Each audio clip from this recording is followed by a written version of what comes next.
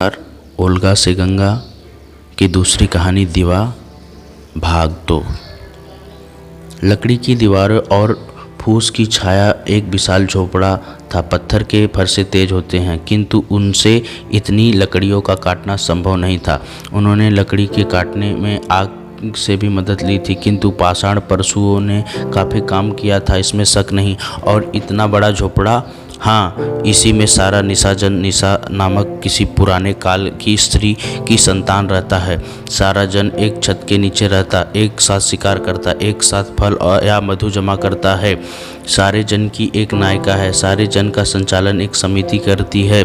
संचालन, हाँ, इस संचालन से जन के व्यक्तियों के जीवन का कोई अंश छूटा नहीं है। शिकार, नाचना, प्रेम, घर बनाना, चमड़े का परिधान तैयार करना, सभी कामों का संचालन जन समिति कमेटी करती है, जिसमें जन माताओं का प्रधान है। निशा जन के इस झोपड़े में 150 स्त्री पुरुष रहते हैं।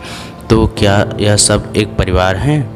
बहुत कुछ और अनेक परिवार भी कह सकते हैं, क्योंकि माँ के जीते समय उनकी संतानों का एक छोटा परिवार सा बन जाता है। ज़्यादातर इस अर्थ में उसके सारे व्यक्ति उस माँ के नाम से पुकारे जाते हैं। उदाहरण, दीवा की माँ न रहे और वह कई बच्चों की माँ हो जाए तो उन्हें दीवा सुनु, दीवा पुत्र और दुहिता दीवा पुत्री कहेंगे।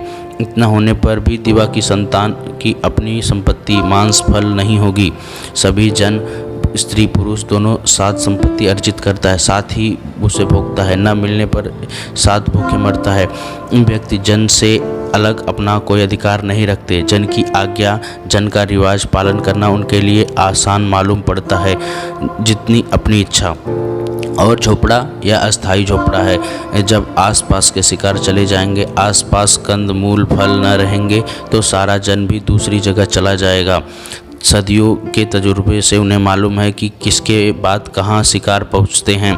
यहाँ से चले जाने पर यह फूस गिर पड़ जाएगा, किंतु लकड़ी की या पत्थर की दीवारें कई साल तक चली जाएंगी। कई नई जगह दीवारों को फूस से ढक वे नया दम घर बनाएंगे। उनमें एक स्थान सामान रखने का होगा, एक खाना पकाने का। जन हाथ से मिट्टी का बर्तन बनाता है, खोपड़ी को भी बर्तन के तौर पर इस्तेमाल करता है। मांस सभी कच्चा खाता है, कभी ताजे को भूनता है, सूखे को भुनना निषिद्ध समझता है। ओल्गा से इस भाग में जंगलों में मधु बहुत है, इसलिए मधुभक्षी रीछ भी यहाँ बहुत हैं। निशा जन मधु को बहुत पसंद करता है, मधु के तौर पर और सुरा के तौर पर भी। और यह संगीत, हाँ, स्त्री और पुरुष मधुर स्वर में गा रहे हैं, परिधाने के चमड़े को पीटने में तो नहीं लगे हुए हैं। जन हर एक काम को सम्मिलित नहीं करता, बल्कि उसे मनोरंजक ढंग से करता है। गीत सम्मिलित काम का एक अंग है। संगीत में काम का श्रम भूल जाता है, किंतु यह काम वाला गीत नहीं मालूम होता। यहाँ एक बार स्त्रियों के कंठ में सरस कोमल राग निकल रहा है, एक बार पुरुषों के कंठ से गंभीर कर्कश ध्वनि। चले देखें। झोपड़े में किंतु विभक्त उनके एक छत में जन के नर नारी, बच्चे, बूढ़े, जवान इकट्ठा हुए हैं। बीच में छत कटी हुई है, जिनसे के नीचे देवदारू के काष्ठ की आग जल रही है। स्त्री पुरुष बड़े राग से कुछ गा रहे हैं। उनमें जो शब्द सुनाई देते हैं वो है आओ।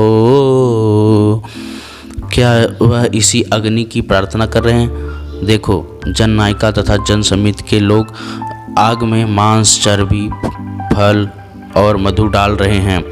अब के जन को शिकार खूब मिले हैं, फल और मधु की भी बहुयात रही है। पशु तथा मानव शत्रुओं से जन संतान को हानि नहीं पहुंची।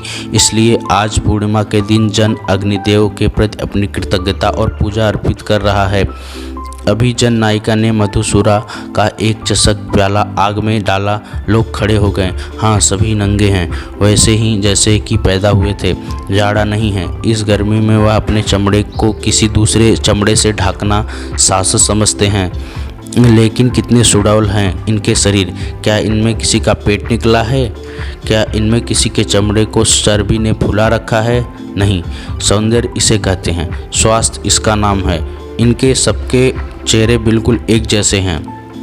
क्यों न हो, ये सभी निशा की संतान हैं, बाप भाई पुत्र से पैदा हुए हैं। सभी स्वस्थ और बलिष्ठ हैं। अस्वस्थ निर्बल व्यक्ति इस जीवन में इस प्रकृति और पशु जगत की शत्रुता में जी ही नहीं सकता।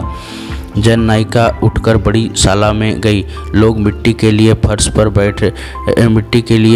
बैठ रहे हैं। मधुसूरा के कुप्पे आ रहे हैं और चषक प्याले किसी के पास खोपड़ी के, किसी के पास हड्डी या सींग के, किसी के दारू पत्ते के हैं। तरुण तरुणियाँ, प्रौढ़ प्रौढ़ाएँ, वृद्ध वृद्धाएँ विभक्त से होकर पान गोष्ठी में लगे हुए हैं। किंतु यह नियम नहीं। कितनी ही वृद्धाएँ समझती हैं उन्होंने अपने जीवन में के समय में आनंद पूरा ले लिया है, अब तरुणों की बारी है। कितनी ही तरुणियों या किन्हीं वृद्धों को उनके संध्या काल में अमृत की एक घूंट अपने हाथ से पिलाना चाहती हैं। वह देखो दिवा को, उसके पास कितनी ही तरुणियाँ बैठी हुई हैं। आज उनका हाथ रिभु के कंधे पर है। सूर्य दिवा के साथ बैठा हुआ है। खान पान, गान, नृत्य और फिर इसी बड़ी शाला में प्रेमी प्रेमिकाओं का अंक शयन। सवेरे उठ कुछ स्त्री पुरुष घर के काम करेंगे, कुछ शिकार करने जाएंगे और कुछ फल जमा करेंगे। और गुलाबी गालों वाले इनके छोटे छोटे बच्चे, कुछ माँ की गोद में, कुछ वृक्ष की छाया के नीचे चमड़ों पर, कुछ सयाने बच्चों की पीठ पर या गोद में, और कितने ही ओल्गा की रेतीली कूद फांद में रहेंगे। वृद्ध वृद्धाएँ अब निशा के राज्य की अपेक्षा ज़्यादा सुखी और संतुष्ट हैं। जन की एक जीवित माता का राज्य नहीं, बल्कि अनेक जीवित माताओं के परिवारों का एक परिवार, एक जन है। यहाँ एक माता का अकंटका राज्य नहीं, जन समिति का शासन है। इसलिए यहाँ किसी निशा को अपनी लेखा को ओल्गा में डुबाने की ज़रूरत नहीं है। धन्यवाद। उम्मीद है आपको कहानी पसंद आ रही होगी। अगर पसंद आए तो लाइक, शेयर, कमेंट कीजिए। अगर आपने दिवा कहानी का भाग 1 नहीं सुना है तो लिंक डिस्क्रिप्शन में है, कृपया वो पहले सुनें। धन्यवाद।